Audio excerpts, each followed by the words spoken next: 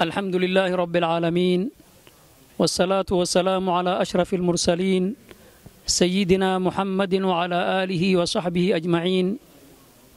قال الله تعالى في محكم كتابه العزيز: وأن المساجد لله فلا تدعوا مع الله أحدا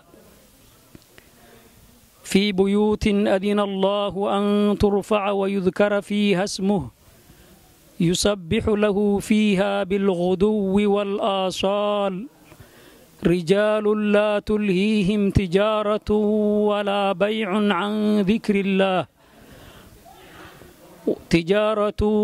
بيع عن ذكر الله وإقام الصلاة وإيتاء الزكاة يخافون يوما تتقلب فيه القلوب والأبصار ليجزيهم الله أحسن ما عملوا ويزيدهم من فضله والله يرزق من يشاء بغير حساب. ولا ليال واد مهدسنتهين. الحمد لله ثم الحمد لله. مهدا وين oo maanta dhex taagannahay oo bisha islaamkana muharram ay kow tahay waxa mahada iska leh allaha weyn oo na abuuray ayaan ugu mahad celinaynaa marka hore. waxa kale u mahad celinaynaa walaalihii masaajidkan Abubakar Siddiq ku yaala westiga Columbus Ohio, walaalihii suura galiyay dadaalkoodii maalintii la bilaabay ilaa maantadan aan joogno. aad arkaysaan mirihii iyo dadaalkii ay sameeyeen. Allah ka abaalmariyo. waxa kale u mahad celinayaa TV-ga Kulmiye oo qayb weyn ka qaatay dhismaha masaajidka, mar walba juhdi ku bixinayay. ilaahay isagana miisaanka xasanaadkiisii Allah ku abaalmariyo.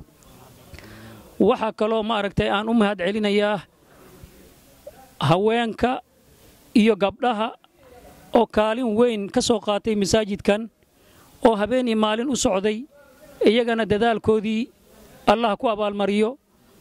waxa jira dad kale oo masaajidkan wax ku bixin jiray u taagnaa oo maanta aakhira jira, ayagana ilaahay miisaanka xasanaadka Allah ku abaalmariyo. inta joogtana ilaahay ha ku anfaco. walaalayaal, wixii kalimaa hore loo yiri maanta oo dhanba walaalaha ka hadlayeen, wax kale ku soo kordhin maayo.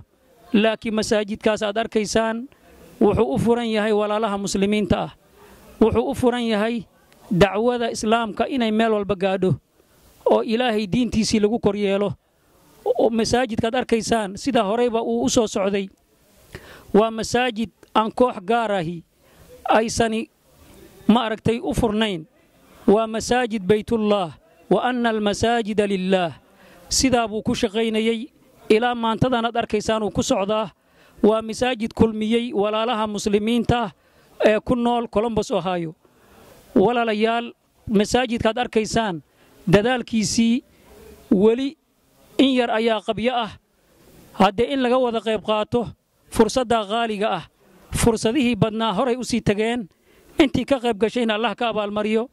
qaybaha haray in la israaciyo ayaa loo baahan yahay oo loo wada guntado oo la israaciyo oo laga qayb qaato intay goor tahay. marka masaajidka la dhiso waan ognahay maintenance-kii iyo waxyaabihii kale way soconayaan, laakiin waxa ka qaalisan masaajidka aasaaskiisii iyo dhismihiisii. fursaddaasina maanta waa gebagabo. inta hartay walaalayaal aan u istaagno, aan ka qayb galno. ilaahay ma aragtay wixii aad hore ula baxdeen Allah idinka abaalmariyo. sadaqa jaariya Allah idinkaga dhigo.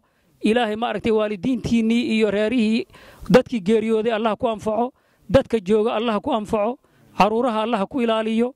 inta garbahiga taagan iyo inta naga maqan oo walaalaha oo masaajidkani qayb weyn ka soo qaatayna iyagana ilaahay ha ku xifdiyo, Allah ku ilaaliyo.